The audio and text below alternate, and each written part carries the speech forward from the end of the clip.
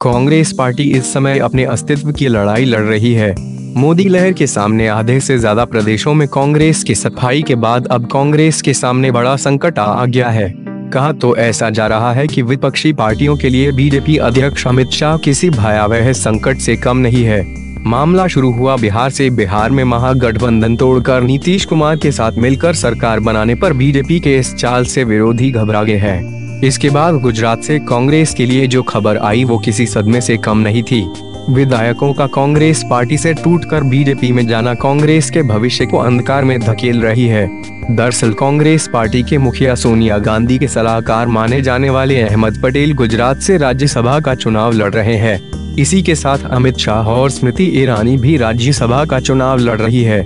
लेकिन गुजरात में राज्यसभा चुनाव से अहम पहले कांग्रेस विधायकों का पार्टी से टूटना और बीजेपी में शामिल हो जाना किसी बड़े सदमे से कम नहीं है, क्योंकि विधायकों के टूट जाने से कांग्रेस के राज्यसभा चुनाव के उम्मीदवार अहमद पटेल चुनाव हार सकते हैं और कांग्रेस को बड़ा झटका लग सकता है।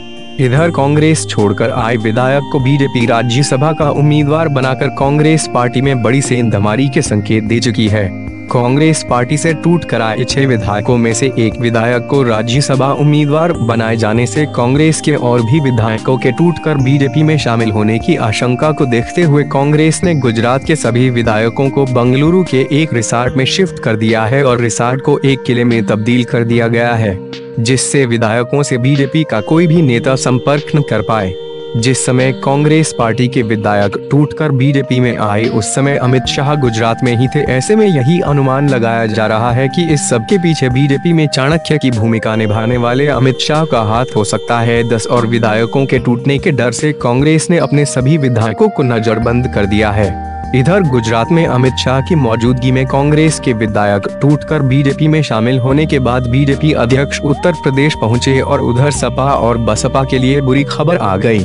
अमित शाह के यूपी पहुंचने के बाद दोनों पार्टी के नेता सपा और बसपा छोड़कर बीजेपी में शामिल हो जाने से दोनों पार्टियों समेत कांग्रेस के लिए भी एक बुरी खबर है।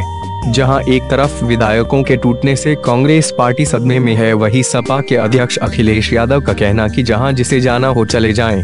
लेकिन इस घटनाक्रम के बाद कांग्रेस पार्टी के लिए एक संकट जरूर खड़ा हो गया है, जिससे सबसे ज्यादा नुकसान कांग्रेस के वरिष्ठ नेता और सोनिया के सलाहकार को होने की संभावना है। कांग्रेस अहमद पटेल के चुनाव हारने की संभावना से डरी हुई है। पार्टी से टूटते विधायकों को देखकर कांग्रेस के सभी वरिष्ठ नेताओं के साथ सोनिया गांधी और राहुल गांधी की रातों की नींद उड़ गई है। इन सब के पीछे बीजेपी के चाणक्य की भूमिका निभाने वाले राष्ट्रीय अध्यक्ष अमित शाह की चाल बताई जा रही है।